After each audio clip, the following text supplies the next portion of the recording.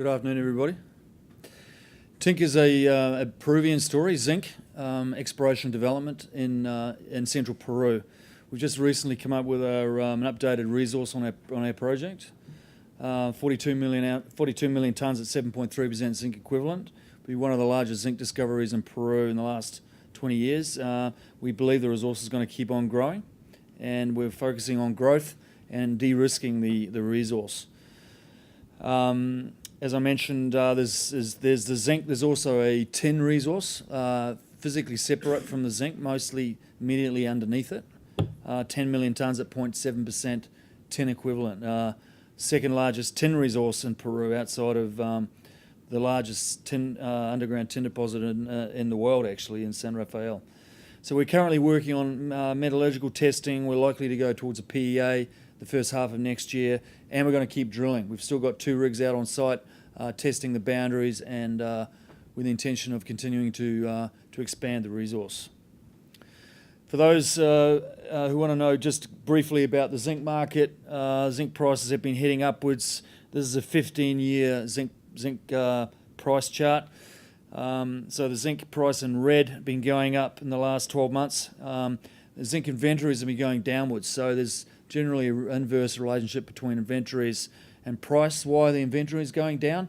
Well, there's been a number of large zinc mines that have been closing around the world, and no one's been exploring, no one's been developing new zinc deposits. So that's why finally we've been talking about it for a few years, but it's good to see the zinc price finally moving.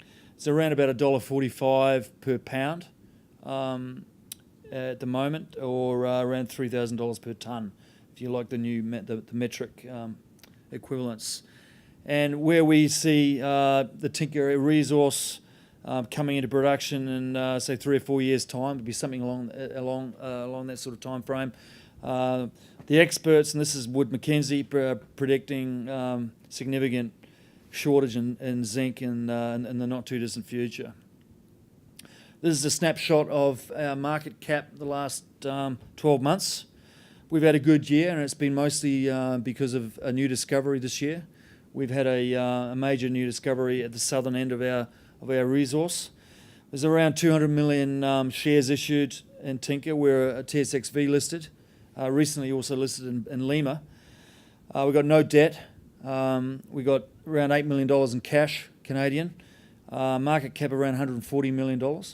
And some warrants have just expired this week. We've just topped our cash back up. We've got some good long-term institutional shareholders. Sentient Group out of Sydney, the IFC out of Washington, JP Morgan UK got them behind us around about 12 months ago. So that's a snapshot, a growing list of analysts covering our story, and I'm hoping those analysts, there'll be more of those in the not too distant future. I'm the CEO of the company. I've got a strong Peruvian team behind me, Alvaro and Javier. Alvaro is the main technical guy, and Javier looks after communities and our permitting down in Peru. Okay, where are we located? In central Peru. Some of you may not know that Peru is a very large zinc producer. It's the second largest zinc producer in the world, behind China. It's the third largest copper producer, fifth largest, sixth largest gold producer. So it's a highly mineralised part of the world, and all of the zinc mines are from the central part in Peru that we're going to zoom into now. Great infrastructure, all high altitude. Our project's at 4,200 metres, but so are the rest of the mines. We've got a public road right through the property. We've got a power line that goes right over the property. And this part of Peru gets lots of rainfall, so there's no shortage of water. There's a railway line to the coast.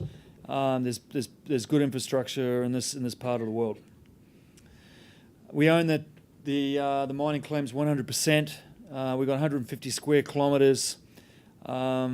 This project started off actually as a silver project. Originally, it was known as Colquipukro Silver, the Colquipukro Silver project, and the zinc was found by Tinka by total coincidence. Around 4 years ago, the company was drilling for silver, drilled through the silver host and down into the limestones underneath, and intersected some significant zinc mineralisation. So this is what their resource looks like in plan view. Just for scale purposes, you see there's a 500 meter scale bar. So the footprint of the zinc, which is shown by those blue polygons, we divided into 4 areas: west, central, south, and east. It's around about a kilometre north-south by about 2 kilometres east-west. It's still open to the northeast. It's still open to the south and to the west. The old silver resource is up in the top left corner, the Cocky-Pulchra area.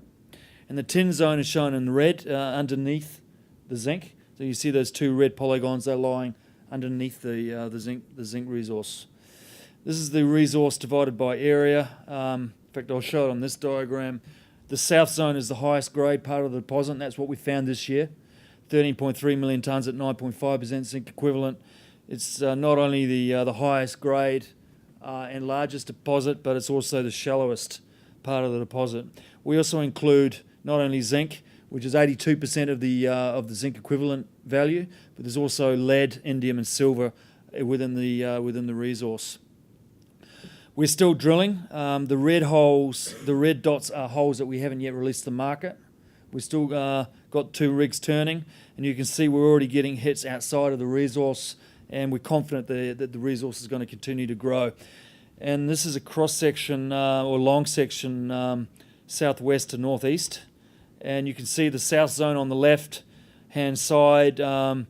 The scale on the left is actually metres, so it starts at 120 metres. You can see why on this diagram why this is a new discovery. It's blind, lying underneath the yellow rocks, which is a sandstone. The blue is a limestone, and the green underneath is basement Paleozoic rocks. That south zone is 150 metres of massive sulphide. There's 13 million tonnes at around 10% zinc just in that one body. And the chimneys tail off to the mantos on the side. There's also the tin zone there. You can see in yellow lying at the bottom underneath the zinc zone. Some intersections have been phenomenal this year. We've had 50 metres at 10% zinc. We've had 45 metres at 12% zinc. There's been some fantastic drill intersections from our drilling this year. And this is an important diagram. I keep talking about the potential of increasing the resource. This is the magnetics. The red is the magnetic high. You can see there's very good correlation between the zinc and the magnetics. And that whole zone 3 and the eastern part of Central A Wilka is completely undrilled as of yet. Metallurgy, it's all sulphide. The stuff floats very, very easily. It's got no contaminants. It's got a little bit of iron in the zinc, but other than that, it's going to be a beautiful concentrate. Community relations in this part of the world are very good. Central Peru is a historic mining part of the country. Tinka's been working with these communities for the last 10 years. The IFC is one of our largest shareholders, and they help us out quite a lot with the community relations and the work going forward. So in terms of what programs we've got to do for the next 12 months, well, we're going to keep drilling. So that blue solid line there, arrow, is indicating we're going to keep drilling, keep growing the resource, the footprint of the mineralisation. We're working on PEA level metallurgy right now, and we'll have those results out to the market early next year. So there's more drill results, there's metallurgical work, and then we're going to de-risk the existing resource with a PEA and a engineering study, which we're just starting to do now. And once we get the PEA done, which presumably will be first half of next year, then we'll lead into PFS towards the end of next year. So in terms of the summary, this is a major new zinc discovery in the world. There's no question about that. We believe this will be a through-the-cycle zinc mine. We think it's going to be a low-cost zinc mine once it eventually gets into production. It's certainly one of the largest zinc discoveries in Peru in the last 20 years, 5.6 billion pounds of zinc so far and growing. We've just done a 20,000 metre program. Next year we're planning at least another 15,000 metres, plus de-risking the existing resource, as I mentioned, with PEA and metallurgical test work. It's not only zinc, we've got a number of other commodities. Indium I didn't mention, but it's too short a time to talk about. We've obviously got the tin, and we think there's copper potential here as well. We've got plenty of cash. We own the asset 100%. We've got all our options available to us going forward. And as the bell rings, I'm done. If I'm way in the back corner here. If anyone wants to come and talk to me, we'll have a beer straight afterwards. I'll be happy to talk more about Tinka's zinc project. Thanks very much.